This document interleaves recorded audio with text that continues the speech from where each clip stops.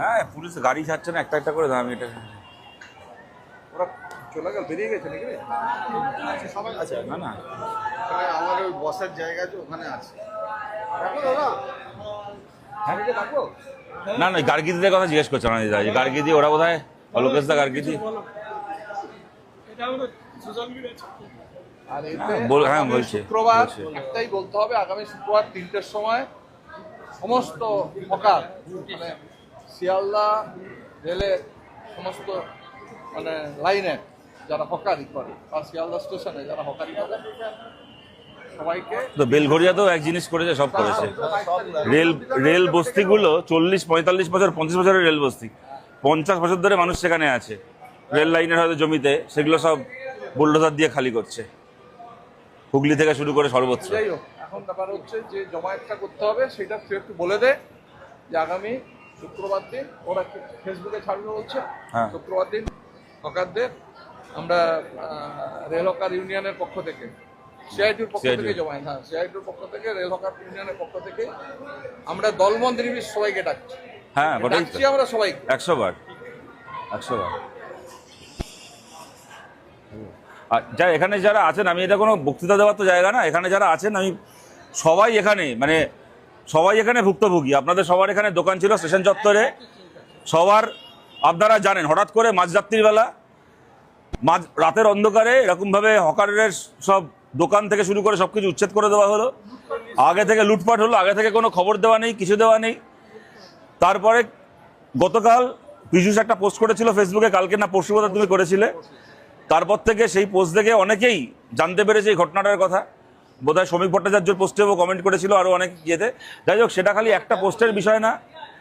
Belgharia station থেকে শুরু করে এই শিয়ালদা থেকে শুরু করে গোটা পশ্চিমবাংলার বর্ধমান স্টেশনের বাইরেটা পুরো খালি করে দেওয়া হয়েছে।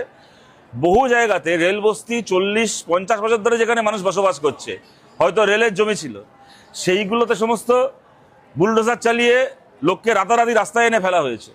সবচেয়ে যেটা অদ্ভুত ব্যাপার, সরকার তো রাজ্যে পরিবর্তন হয়েছে, রেল তো কেন্দ্রের সরকারের। কেন্দ্রে তো গত 4ঠা মের আগেও যে সরকার ছিল, 4ঠা মের পরেও সেই সরকার আছে। তা 4ঠা মে কি এমন ঘটনা ঘটে গেল যে হঠাৎ করে কেন্দ্রের সরকার বুলডোজার চালানো শুরু করে দিল?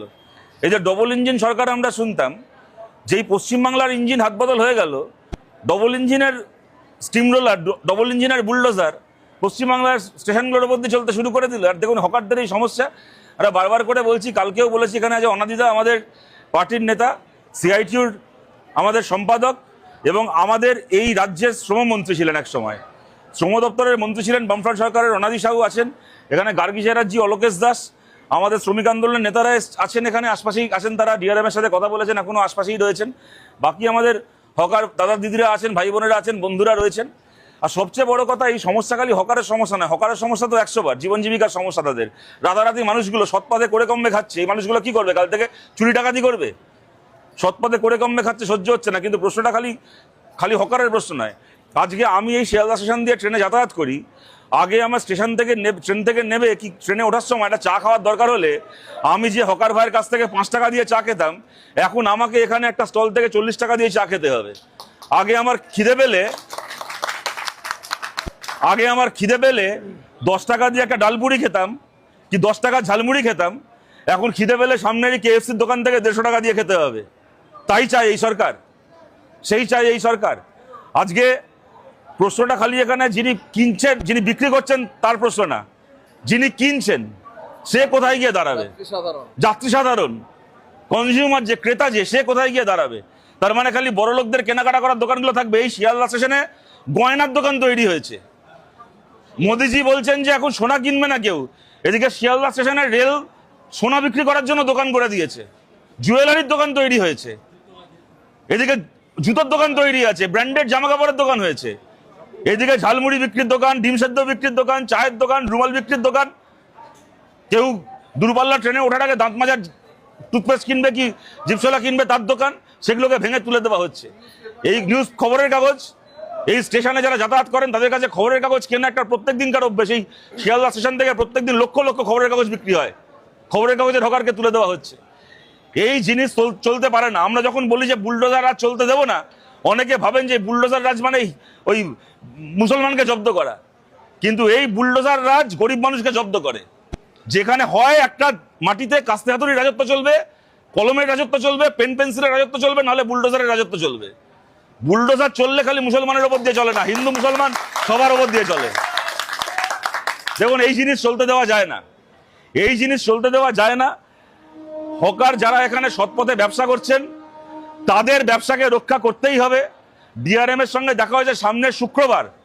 আমরা আবেদন করছি সারা পশ্চিম বাংলায়, শিয়ালদা, বিশেষ করে শিয়ালদা স্টেশন থেকে যে লাইনের ট্রেনগুলো চলে, সাউথ সেকশন হতে পারে, নর্থ সেকশন হতে পারে, যে ট্রেনগুলো চলে এখানে ব্যারাকপুরের লাইনে, বনগাল লাইনে, এখান থেকে বালিগঞ্জ, বজবজাল, বালিগঞ্জ স্টেশন হয় বজবজ, ক্যানিং, লক্ষ্মীকান্তপুর, ডায়মন্ড হারবার, যে লাইনের যে ট্রেন চলে, এই লাইনগুলোতে যারা হকাররা রয়েছেন সব ভাই বোনদের কাছে আমরা আবেদন করছি, আপনারা শুক্রবার জড়ো হন। আমরা এখানে প্রতিবাদ করব, আমরা আদালতে আইনের লড়াই লড়বো, আমরা শেষ অবধি যাব, কিন্তু কোনো মতে আমরা হকার উচ্ছেদ হতে দেবো না, কোনো মতে শিয়ালদা থেকে আমরা হকার উচ্ছেদ হতে দেবো না। মানুষ করে কমবে খাচ্ছে, আর আমরা সরকারের কাছেও আবেদন করছি। সামনে শুক্রবার 3টের সময় বিগ বাজার, শিয়ালদা স্টেশনের বাইরে বিগ বাজার আপনারা জানেন, তার সামনে এই সামনের শুক্রবার, কত তারিখ হচ্ছে শুক্রবার? 22 তারিখ। 22 তারিখ 3টের সময় এখানে আমাদের জমায়েত হবে। আর আমরা সরকারের কাছেও আবেদন করছি, মানুষ আপনাদেরকে ভোট দিয়েছিল চোরেদেরকে জেলে ঢোকানোর জন্য, খেটে খাওয়া মানুষকে রাস্তায় বসানোর জন্য নয়।